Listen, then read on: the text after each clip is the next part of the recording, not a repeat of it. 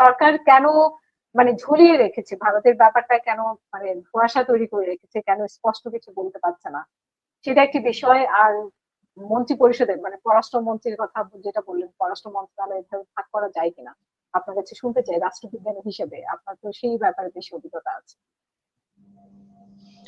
আমার ভাই, অত্যন্ত প্রিয় ভাই মেজর আক্তার এমপি, উনি এত সুন্দরভাবে কথাগুলি বলেছেন, আমি মুগ্ধ হয়ে শুনতেছিলাম। কিন্তু আসলে কথাগুলি গঠনমূলক বলেছেন। সবাই তো এভাবে কথা বলে না, বলতে পারেও না। এটা তার একটা বিশেষ বৈশিষ্ট্য, এই জন্য আমি তাকে শ্রদ্ধা জানাচ্ছি। জিনিসটা হলো একটা সফর। সফরটা কবে দিয়েছে? ১৭ তারিখে। যেদিন মন্ত্রিসভা গঠন করলেন, সেদিন চিঠি এসেছে। কে এসেছিল ভারত থেকে? Speaker of parliament. খেয়াল করবেন কিন্তু। এবং বেগম খালেদা জিয়ার অন্ত্যেষ্টিক্রিয়াতে কে এসেছিল? জয়শঙ্কর। খুব লক্ষ্য রাখবেন কিন্তু। ভারত কিন্তু শুরু থেকেই চেষ্টা করছিল যে কোনোভাবে এই নির্বাচিত সরকারের সাথে একটা সম্পর্ক স্থাপন করবে। প্রচেষ্টা অন। কিন্তু বাংলাদেশের পক্ষ থেকে যেটা হলো যে ওই সময় হঠাৎ করে ভারত যাওয়া সম্ভব না। বাস্তবতা বলে। কারণ একটা গণ-অভ্যুত্থানের ভিতর দিয়ে সরকার গঠিত হয়েছে। পুরা সরকারটা ছিল, সেন্টিমেন্টটা কি ছিল? একেবারে ভারত বিরোধী। বিরোধী বলতে ভারত বিরোধী বলতে বোঝাচ্ছি ইস্যু ভিত্তিক বিরোধী। এবং সেই মুহূর্তে যদি তারেক রহমান সিদ্ধান্ত নিতে চায় যে আমি ভারত যাব, সম্ভব না। সেই জন্য প্রথম তিনি সফর করলেন কোথায়? উনি গেলেন মালয়েশিয়া, ওখান থেকে গেলেন চীন। উনারও কিছুটা ডিপ্লোম্যাটিক রাজনৈতিক প্রকাশ এখানে দেখাতে হইতো। এখন প্রশ্ন আসে যে দীনেশ ত্রিবেদী যখন বাংলাদেশে আসলেন এবং তিনি কাব্যিক স্বরে অনেক কিছুই বললেন, এবং উনি যখন দেখা করলেন, পররাষ্ট্রমন্ত্রীর সাথে দেখা করলেন, আমাদের পররাষ্ট্র উপদেষ্টার সাথে কথা বললেন, এবং তখন থেকে বলা হচ্ছিল যে ৫ তারিখে সাবেক প্রধানমন্ত্রী শেখ হাসিনার যে একটা প্রেস যে একটা কনফারেন্স আছে, ভার্চুয়াল ভিডিও, সেটা যাতে না হয়। কারণ এটা করলে দুই দেশের সম্পর্ক বিঘ্নিত হবে। এবং যখন দীনেশ ত্রিবেদী সাক্ষাৎ করলেন প্রধানমন্ত্রীর সাথে, প্রধানমন্ত্রী তাকে একথা বললেন, এবং তিনিও কিন্তু আশ্বস্ত করলেন যে বিষয়টি আমি খোঁজ নেব, এবং তিনি আশাবাদী। তিনি কিন্তু তার এই প্রমিস রাখতে পারেননি। আশা করেছেন সবাই যে ৫ তারিখে হয়তো কোনো কিছু হবে। ভারত কিন্তু হুম, এক কথায় বলে দিল তাদের রণধীর যশপাল তিনি জয় বলে দিলেন সওয়াল। কি, উনি স্পষ্ট বলে দিলেন যে এটাতে আমাদের হাত নাই, এটা আমরা কিছু করতে পারবো না।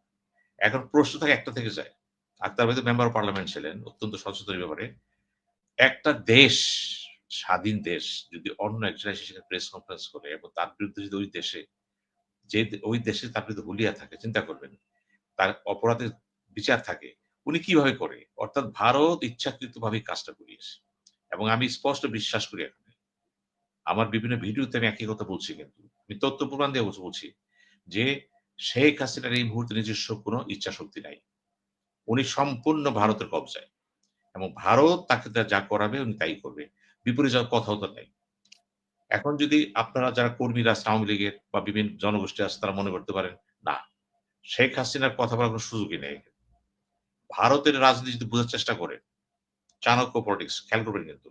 ভারত না, যেকোনো দেশ এটা করতো কিন্তু। তার প্রতিবেশী দেশ থেকে আসলে হুম, সে তাকে ইউজ করবে কিন্তু। অর্থাৎ শেখ হাসিনা এই মুহূর্তে ভারতের ট্রাম্প কার্ড।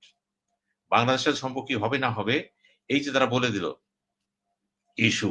হুম, বাংলাদেশ বলছে শেখ হাসিনাকে ফেরত দেন, আরো যারা আসামি ফেরত দেন। আর ভারত হুম, বলতেছে শেখ হাসিনা ডায়লগ দিবে তারা। তারা তারিখ দিচ্ছে, ঘোষণা দিচ্ছে। এটা তো হয় না। এই ইস্যুটা সামনে আসলো কেন? দ্বিপাক্ষিক সম্পর্কের ক্ষেত্রে তো এরকম একটা ইস্যু সামনে কেন আনলেন?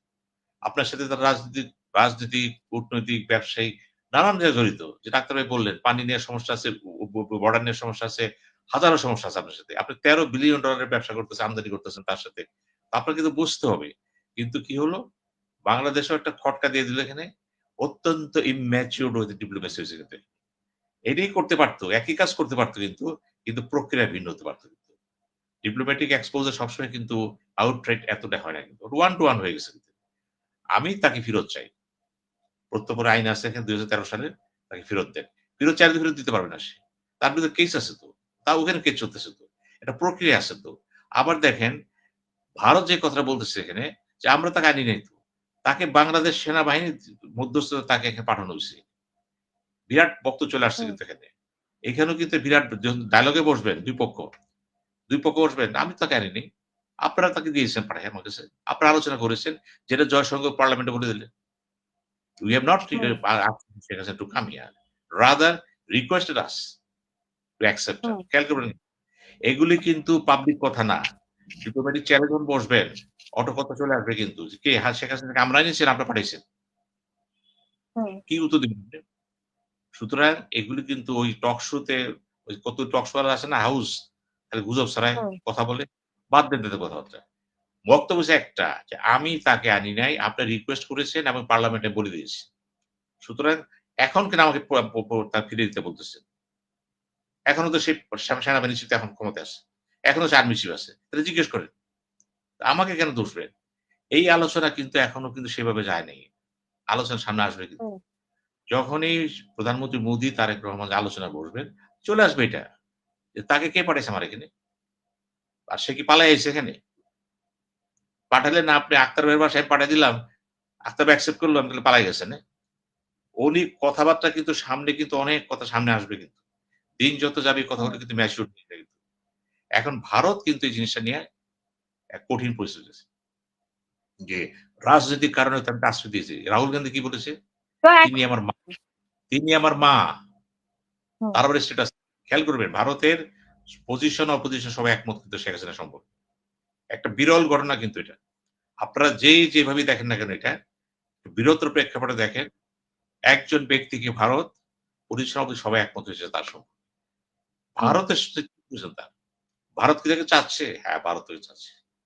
শেখ হাসিনা ভারতের কাছে বিলিয়ন ডলারের গোল্ডেন মাইন।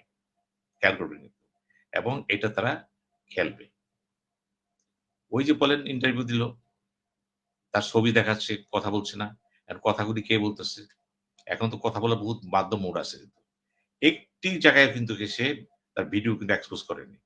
বলা হচ্ছে নিরাপত্তার কারণে কেউ দেখে ফেলে বই করে। এগুলি সব ভোজবাজি কথা বাদ দেন। নিরাপত্তার কারণ হতে করা যেত। কিন্তু আছেন তো সেখানে। এখন মূল কথাটা হচ্ছে শেখ হাসিনা বলছেন আমি ফিরে আসবো। টাইম দিয়েছে ডিসেম্বর আর। হুম, আমি আপনার এই টক শোতে বলে দিচ্ছি ডিসেম্বরের দিনে আসবেন না। উনি সেদিনই আসবেন যেদিন ভারত আলোচনা করে ঠিক করতে পারবে সেদিন আসবে সে।